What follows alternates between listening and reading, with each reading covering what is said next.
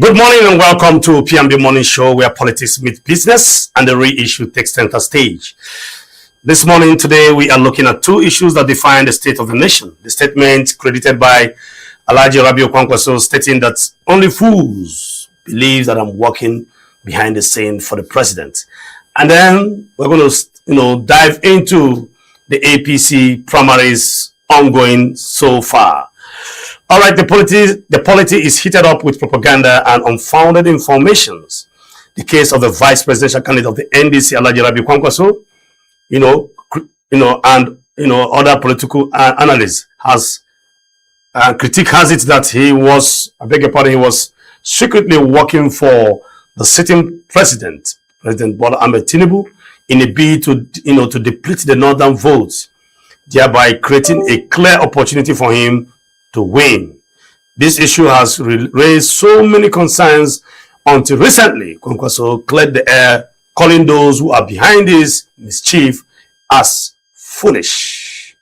At the same time, away from the allegations on KWANKOSO, the APC governorship primaries is ongoing, and the issue of consensus seems to generate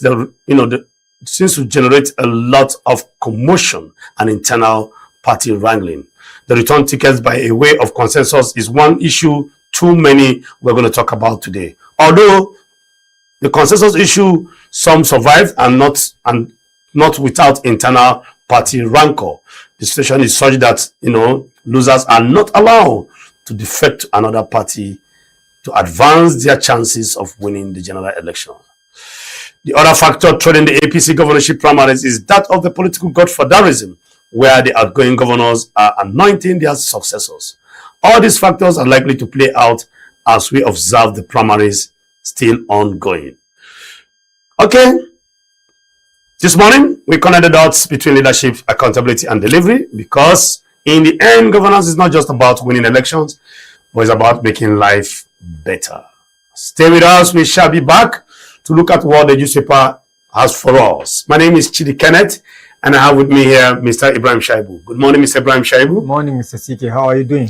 Fine. Yes, I'm trying to model out the issues because this primary is just a lot of somersault. Exactly. Political conundrums, political permutations, political calculations, political expectations, just name it. In fact, I would rather the political expectations, because we have seen a lot of things that we have not expected. Political uncertainties. Uncertainties, exactly. And then again, the statement credited to the NDC vice presidential candidate, Alhaji Rabiu KWANKOSO, stating that whoever is thinking is working behind the scene for the current sitting president, President Bola Ahmed Tinubu, is a fool.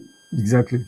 Well, he has come to clear the air because there's been a rumor or conspiracy theory making the round before now that he had meetings, because there's this trend of him meeting after meeting President Bola Ahmed Tinubu. Then next you see him refer to a party. He will defect to a party, and so he should not blame people.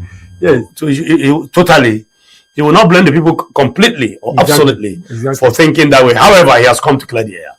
That look, whoever is thinking like that, you are a fool. Yes. Well, we'll be going on a short break, and when we return, we'll dive straight into the first topic. This is PMB Morning Show here in the nation's capital. My name is Chidi Kenneth. Stay tuned. We'll be back after this time out. All right, welcome back to PMB Morning Show here in the nation's capital, Abuja. My name is Chidi Kenneth, and I still have with me my co-presenter and political analyst, Mr. Ibrahim Shaibu. Good morning once again, Mr. Good morning, Mr. CK, once again. All right, the politics. Yes, thank you. The politics is heated up with propaganda and unfounded information. Yeah. And the case of the vice presidential candidate of the NDC, Alhaji Rabiu KWANKOSO, is one of them. Exactly. Critics has it that he was working secretly for the sitting president Bola Ahmed Tinubu in a bid to reduce or rather deplete the northern votes, thereby creating a clear opportunity for the current president, to have a landslide victory come 2027. But this issue has raised so many concerns until recently KWANKOSO had to come out and clear the air, calling those who are behind this mischief as foolish. Exactly. That's true. So what do you make of that? KWANKOSO is coming to say, look, Oga, I know they work for Tinubu. That you guys are fools. You guys are fools. If you are thinking that way, you're a mumu man. Yes. You see, these assumptions or from the people or this allegation coming from the people, I think may or may not be true. If it is true, then there are reasons for that. I would like to take us based on the body language. Yes, not because of the body language, trained. not because of the body, that exactly because of what they see him do over time. Yes, in time past. Exactly, in time past through his political Each career. time he comes out from a political meeting. Before now, people have not been making noise about these things. His political moves, his political affiliations, his political allegiances. People have not been talking about that. In fact, that is why KWANKOSO is only popular in Kano State. And why KWANKOSO became popular in Kano State is actually not because people actually trust and accepted his political alienation and political how he aligned himself with certain people. Your popularity you're talking about is political popularity. Exactly. He is popular in Kano. He is popular. Because he has been in the ballot before now. I know. Okay. I know. But his political popularity is restricted to Kano. That's what I'm saying. And why Kano people like him, they may dislike his political loyalties, but they like his performance as a governor, as a one-term governor in Kano State at that time. What he was able to do, particularly to the youth of Kano State, is what was resolved for the youth, for his adherence to the heart of the youth in Kano. And hence this crazy cultic followership. Why do people call the KWANKOSO? Why do people think KWANKOSO may have been working for the president? There are two reasons. Okay. Many political observers in the north, some analysts, some ordinary politicians are thinking as such because, one, over time they realize that KWANKOSO is always loyal to southern politicians at the expense of the interests of his people or for the north for a reason. For example, way back in 1999, there was a Yoruba cultural group known as OPC that was actually bent on sending away the northern population out of Lagos or out of northwestern Nigeria at that time. And surprisingly enough, some strong Yoruba politicians and leadership are in support of that group called OPC. So in 1999, for between 1999 to 2002, there have been different massacre and killings of northerners in Lagos. It happened in Agege, it happened in Mile 2, it happened at Adejigunle. I think I have the record here for almost 3 or 4 times. So when Kano people found out, because majority of people that were killed are mostly people that were doing mega business, and most of them came from Kano.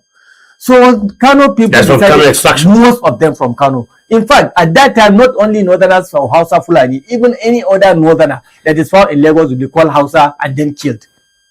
You understand? So northern people wanted to protest peacefully so that they sought the attention of government intervention, both federal government and Kano state government, to intervene on this peacefully. Do you know what KWANKOSO did? KWANKOSO suppressed their intention. In fact, KWANKOSO go and sent armored tankers to surround all the mosques in Kano and denied the Kano people their right to stage peaceful protest, calling on the government to please come to our aid, stop this killing of northerners in Lagos and southwestern states. What KWANKOSO did, the people started revolting against that. In that way, so many people were lost their life, even in Kano, because they were saying, no, we must peacefully protest. Our people are dying, and we want you to come into their rescue, the federal government to come into their rescue, but you refuse because you are only bent on serving Obasanjo. That was why KWANKOSO, after his first time, could not secure his second time in office. They voted him out of office in 2003. That was the reason why he couldn't make it. Do you understand? He suppressed the interests of the Kano people and the northern people and then defended the interests of his political leader, Obasanjo.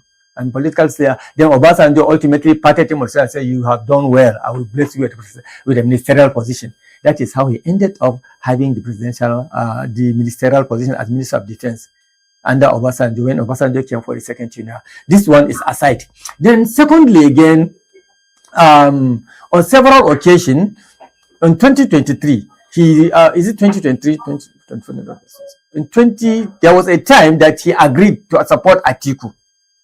Do you understand? Yeah. But then again, he turned his side and then turned back to support Obasanjo for second tenure.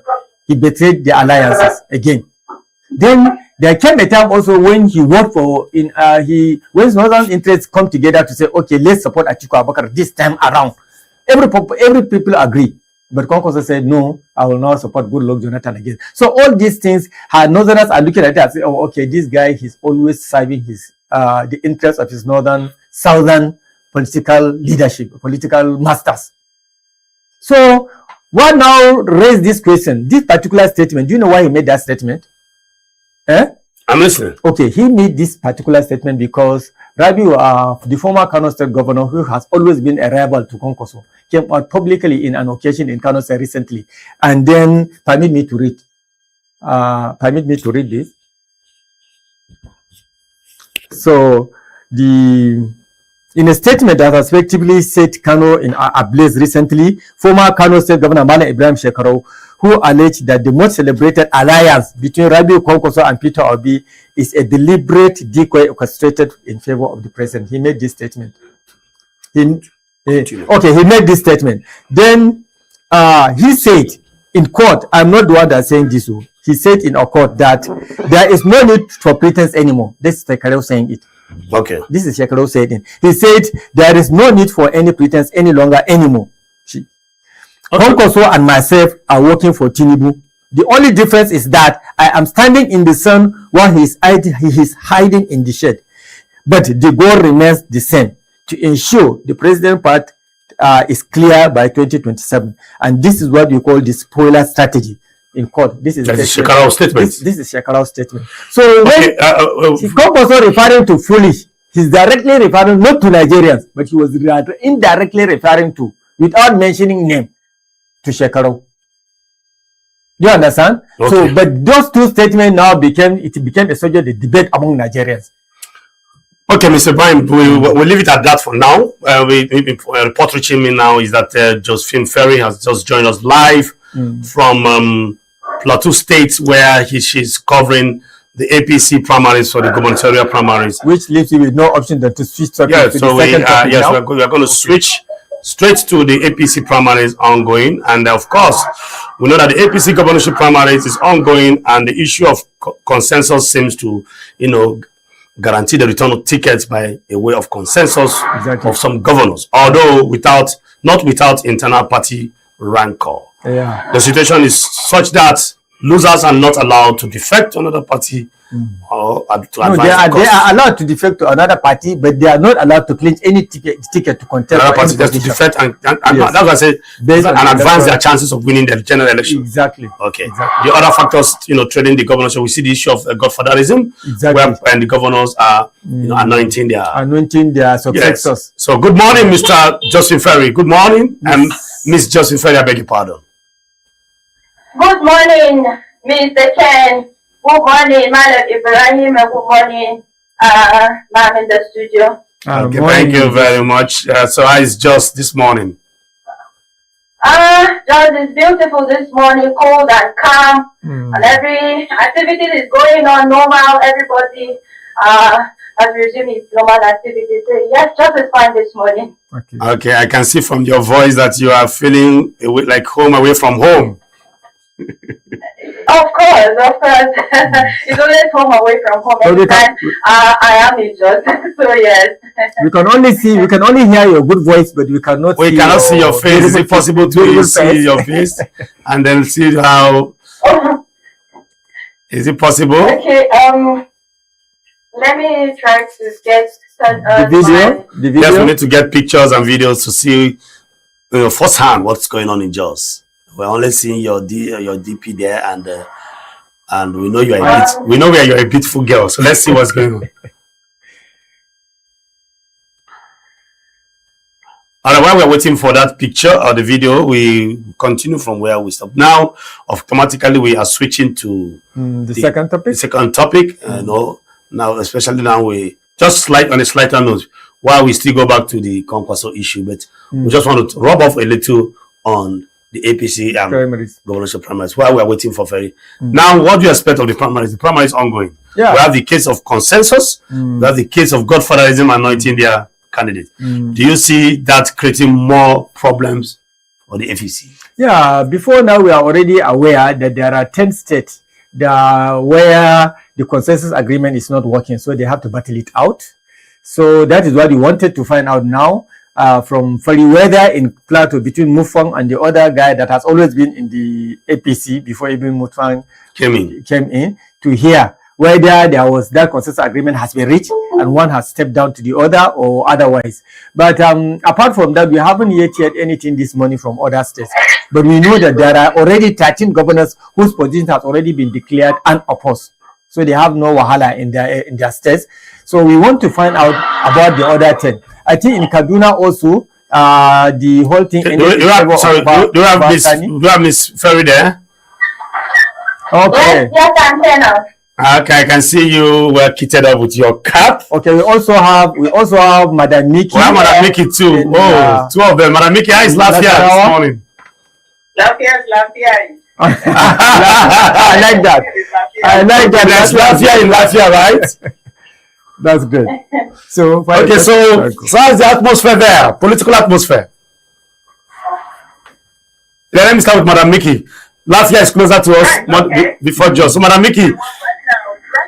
Yes, I can hear you. Right behind me is the Presidential Lodge of the Nasarawa State Government, which is the designated collation center for the compilation of results for the All Progressives Congress APC presidential governorship primaries that took place.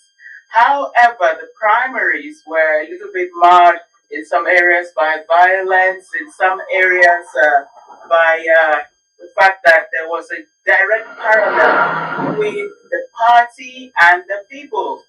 Now, the parties seem to have a very great interest in a particular candidate, Ahmed Wadada, senator, whereas the people all seem to be unanimous in their support of another candidate who himself is a former Inspector General of Police. So that brought about a lot of confusion in the lines. As soon as this other line seemed to be extending, the others from the opposition would rather come and scatter it, resulting in a lot of heavy police presence and a lot of high-handedness, I would say, in the sense that they had to either beat, they had to take down, run, or equally run for their life. So right now, as I speak, you can see nothing is going on at the collation center, which is not even open. From the front of the street, everywhere, they cordon off, turn back cyclists, they turn back vehicles at the two entrance points on the road, and there's very limited access. In fact, as a matter of fact, because we are heavily that we are actually in journalism. As you can see, there's very heavy security all around. Okay. Madam Miki, can you hear me now? Yes. And for now, absolutely nothing going. Okay. Hello, Madam Miki. Hello, Madam Miki.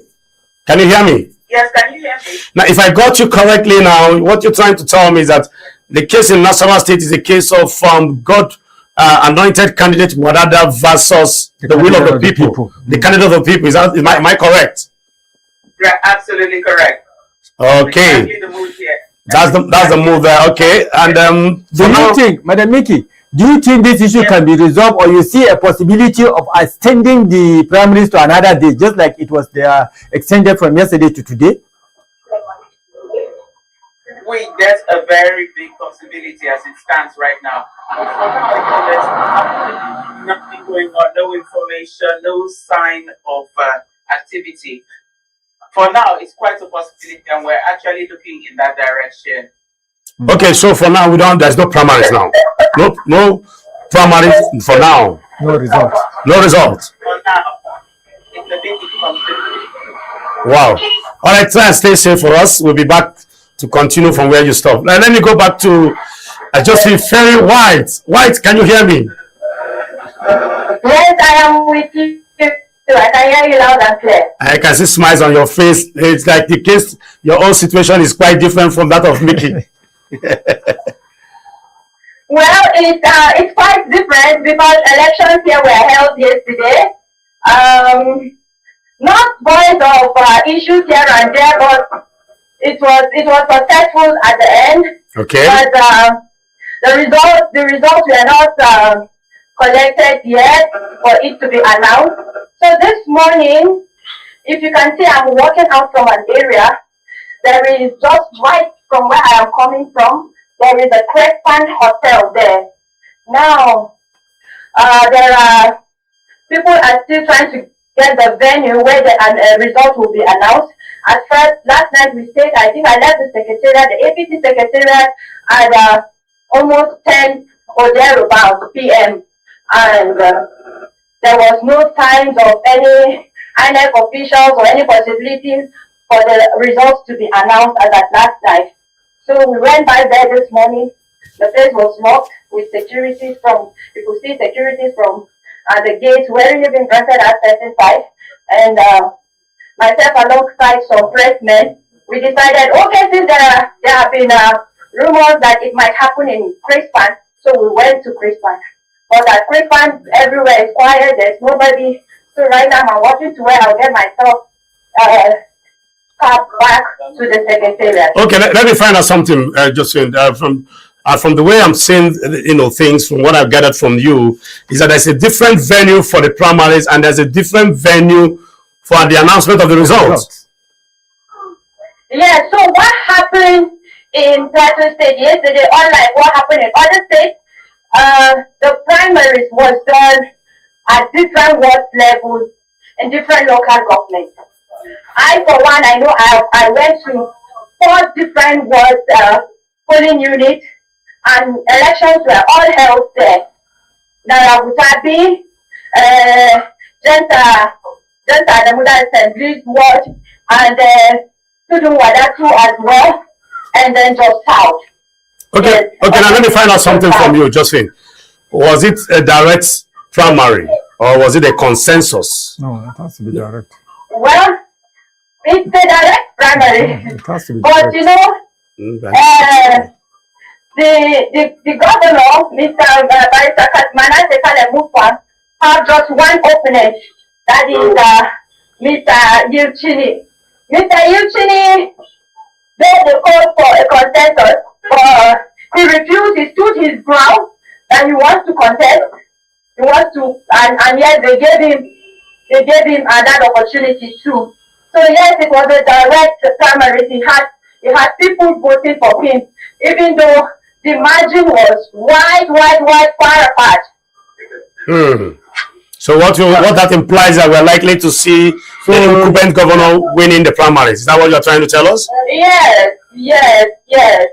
Yes. Likelihood, because the result has not been announced.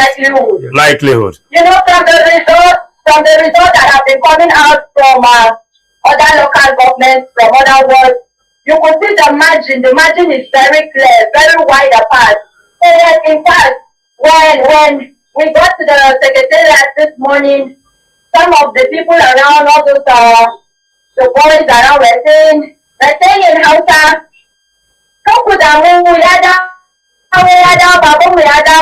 which means we shouldn't worry, their father is back, and they're told by their father they're listening to the governor. So, you know, things like this, already people are already declaring him the winner, but they're waiting for the official declaration by the INEC. Okay, thank you very much, Josephine. Then let's go back to Mickey. Mickey, I can see you well branded with the P&B jacket there. Yeah, can you hear me? Yes, I can hear you. So, Mickey, now we see heavy presence of security men right behind you there. What does that imply? Is it that knowing fully well that the other contender is the former Inspector General of Police? Do you know his name?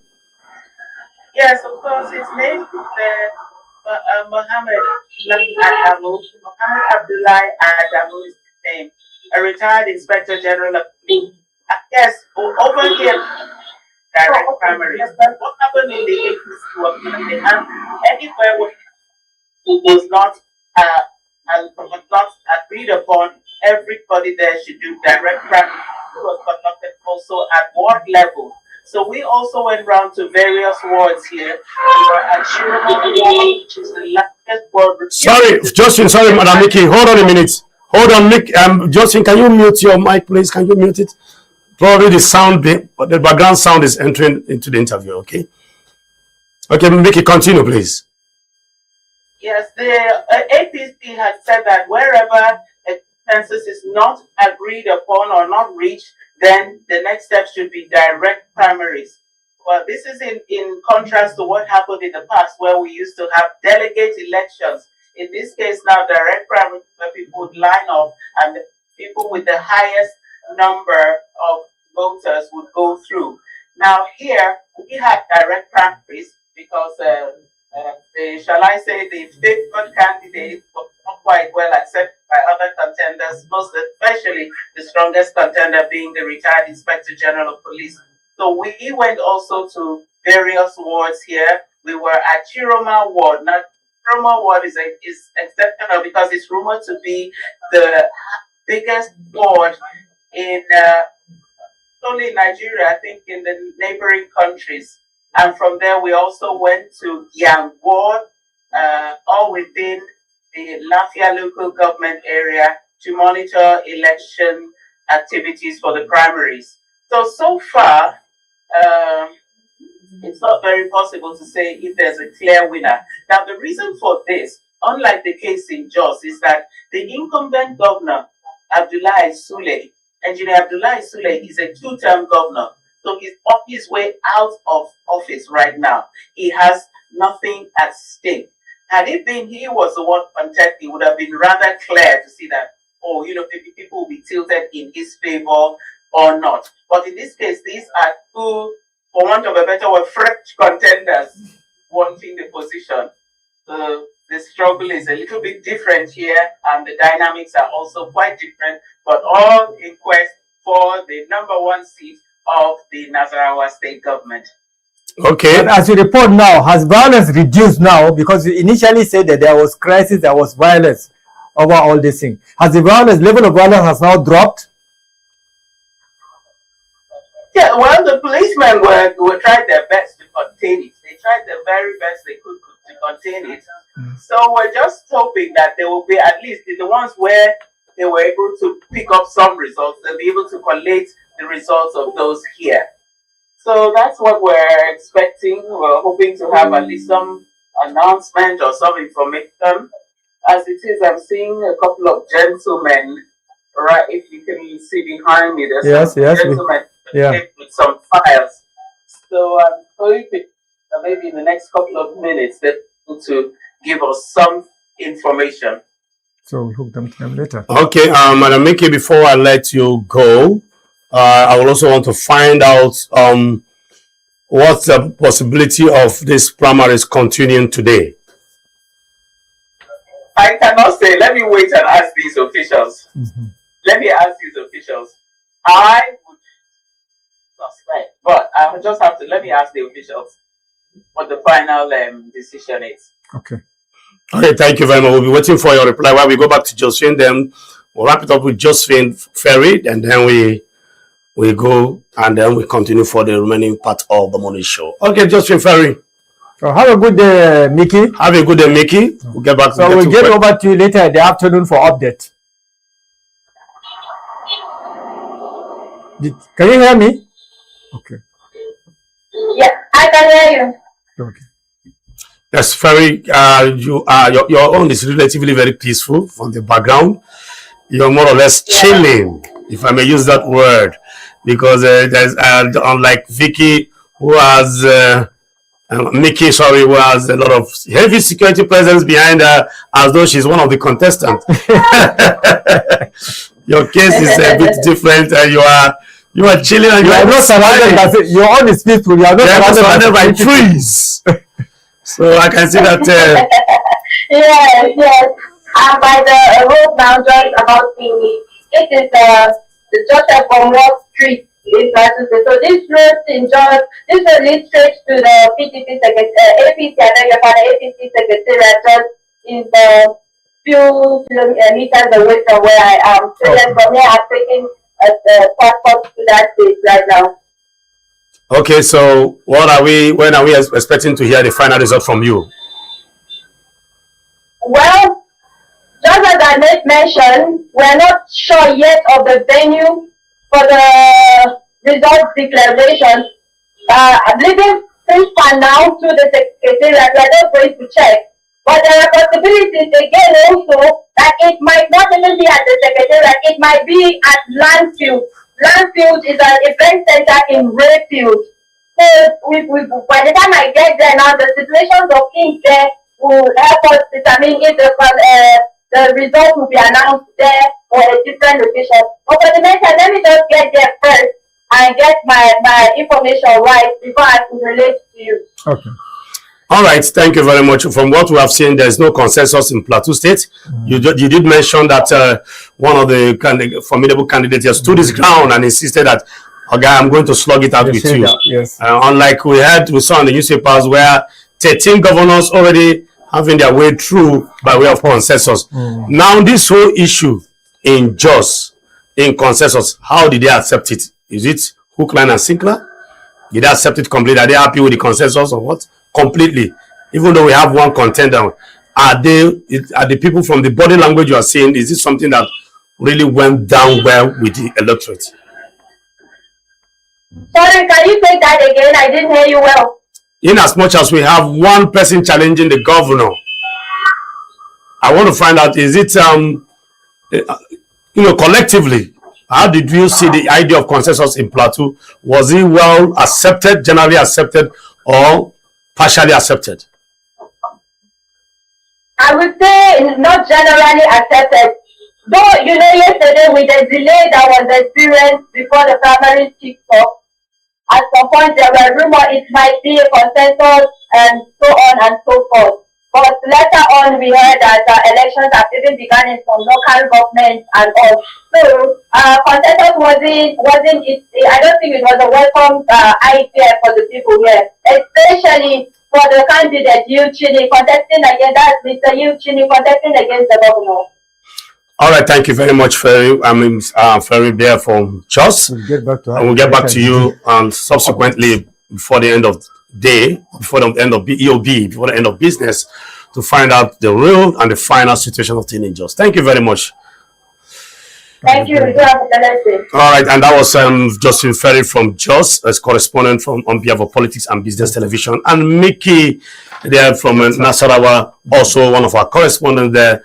On behalf of Politics and Business Television, updating us with the happenings, political happenings, ongoing in both states, Nasarawa and Plateau State, respectfully. You can see that one is adjudged to be, relatively peaceful, and one is mad with some form of crisis involving, more so that is involving the retired IGP. And so you can see that once a general is always a general. Exactly. Of course, the policemen are all there, and we see the will of the people coming into play. Yes, and so we see a case of godfatherism versus the will of the people. They are trying to resist imposition of candidates for them. And that is which is the beauty of democracy. Exactly. Now the people are voicing out. The voice of the people must matter at this juncture.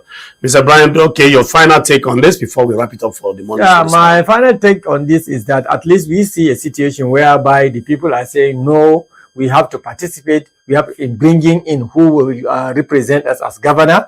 At least in Nasarawa State, we have seen that. Saying no to godfatherism. Saying no to godfatherism. We have seen also that in the Plateau State also. Yes. And then in Kaduna also, we have seen people participated by Indiloro Obasani Imaji overall winner. At least the consensus did not work. So we are now awaiting to see before the end of the day the other 4 states out of the 10 states that are now contesting direct primaries, which remains to be seen yet. But already now we know that 13 states have been declared unopposed. So before the day runs up, we'll find out about the others subsequently. Okay, 13 states has been declared unopposed. Okay. Well, viewers out there, you can see that is live reports coming from Nasarawa and the Plateau State, 2 sister states close to each other. And one is adjudged to be a little bit peaceful, and although no clear winner yet. I will hope to still know what's going on in Kaduna and other states, and in Kano, where we have Salisu also covering that axis, and another aspect, part of the country. We are waiting for KB2 today. We're waiting for KB2 to understand, to know what's going on. And then it's APC governorship primaries going on. Consensus versus godfatherism is playing out. Mr. Ibrahim, we are going to see drama I'm happy at least if people are saying no this time around. Before now, usually whoever the governor wishes to replace, take a bow to succeed him will just have to take over. But now people are saying, no, we have to do this, so we are no longer interested in the position of candidate. That is a good development.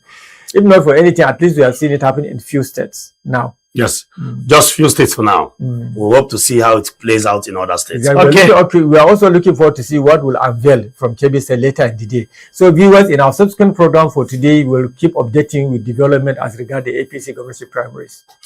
All right, that is where we're going to wrap it up today on the morning show. Unfortunately, time is on our side. We'll be back to give you more updates on the political happenings going around, making the round in the country, as it pertains or concerns the APC governorship primaries. This is PMB Morning Show here in the nation's capital. My name is Tichidi Kenneth, and on behalf of the crew, I want to say bye-bye. Do have a wonderful day. We'll be right back shortly to give you more updates.